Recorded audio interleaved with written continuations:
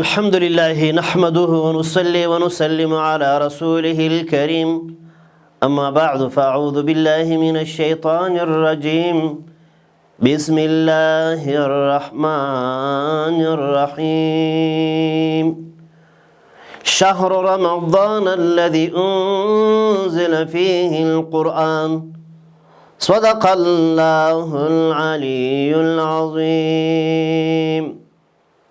زما محترم عزانو د هر څه د مخاورن السلام علیکم ورحمت الله وبرکاته وبعد. زه محمد نسیم زاهد ستاسو په خدمت کې حاضر سویم چې زموږ د نن ورځې موضوع د روژې مبارکې په فضیلت کې کم آیات مبارک چې ما ستاسو په حضور کې تلاوت کړ، الله رب العزت قرآن عظیم شان کې فرمایي شهر رمضان الذي انزل فيه القرآن. د روژې مبارکې میاشت هغه میاشت چې الله رب العزت پکې کې خپل پاک کلام نازل کړی دی.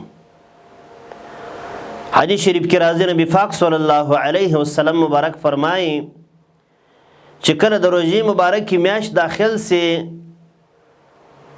الله رب العزت د جهنمونو دروازې بند کړي او د جنتونو دروازې خلاص کړي. الله رب العزت شیطانان وتړي او هغه رنده بدبخت فیریان هم الله رب العزت وتړي. نبی پاک صلی الله علیه وسلم مبارک فرمایي اتاکم شهر مبارک، الله رب العزت تاسو ته راوستله میاشت دا مبارکه میاشت ده. د دې یو لمونځ په اویا دی، یعنی په اعتبار د فضیلت دا یو په اویا دی. د دې روژې مبارکې نفلي لمونځ چې دی دومره ثواب لري لکه په نور اوقاتو کې چې ته فرضي لمونځ کوې. د قرآن عظیم شان تلاوت کول ستر ثواب پکې کې لري. حدیث شریف کې راځي نبی پاک صلی الله علیه وسلم مبارک فرمایي کم چا چې یو حرف د فا قرآن څخه ووایه الله رب العزت به هغه مؤمن مسلمان ته د دې یو حرف په ویلو سره لس نیکي ورکړي.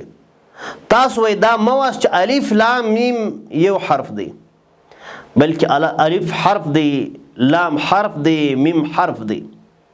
که مؤمن مسلمان چې دا ساده الف لام میم وایا دی دیش نیکی حاصل کړل. اوس نو ته دیشو ته ضرب ورکړه په اویاوي کې څومره غټ حساب څومره غټ اجرونه. نو د الله رب العزت دا ستر دربار او ستر خدای هم غټه ده، د مؤمن مسلمان نیکی هم دومره زیاته وي. تاسو بنواش د الله رب العزت دا دونه نیکی او دا دونه منزلې او دا دونه درجې او دا دونه رتبې دا به څنګه وي؟ زه به یو کوچنی مثال درته وایم. د افغانستان پیسه چې د هغه افغانۍ ده، نو کوم څوک چې په دې امارت کې سفتیږي د هغه معاش به هم د افغانۍ وي. د کویت پیسه چې د هغه دینار دی، یو دینار د هغوی زموږ تقریبا 200 افغانۍ کېږي.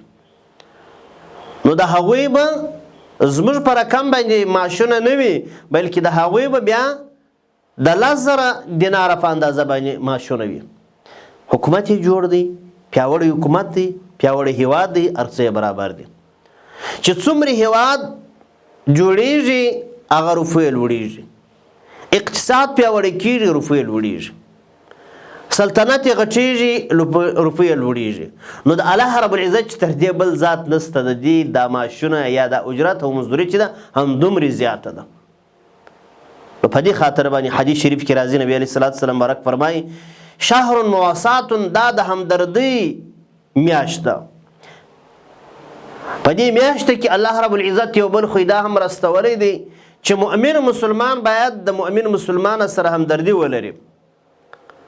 پر روژمات باندې به سړی بخالت نه کوي.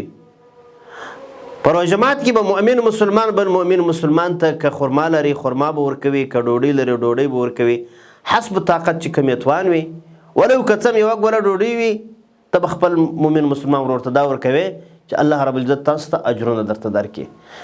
حدیث شریف کې راځي صحابي یا رسول الله صلی الله علیه وسلم موږ مسکینان څه نه لرو. د الله پیغمبر صلی الله علیه وسلم بارک وفرمایي چې عتب دا نه دی چې تاسو غټ غټ سرخانونه ورکړي چې څومره اندازه په وسو پتوان کې که څه یو غړپ وبه چاته ورکړي دا غټ ثواب لري. نو الله رب العزت موږ تاسو ته پر دا خبر باندې عمل کول توفیق رانصیب کړي. قدرمنو نورم پر الله رب العزت سپارو، پر الله رب العزت مو وسپارئ. دا کوم چې تاسو زموږ خبرې اورئ دا چې دی د قرآني ملغلرو په نامه باندې زموږ د سوشل میډیا کې دا خپروو. نو الله جل جلاله تاسو ته توفیق درکړي چې زموږ د قرآني ملغلرې تعقیب کړئ او خپله ښه استفاده ځینې واخلئ. واخر دعوانا الحمدلله رب العالمین.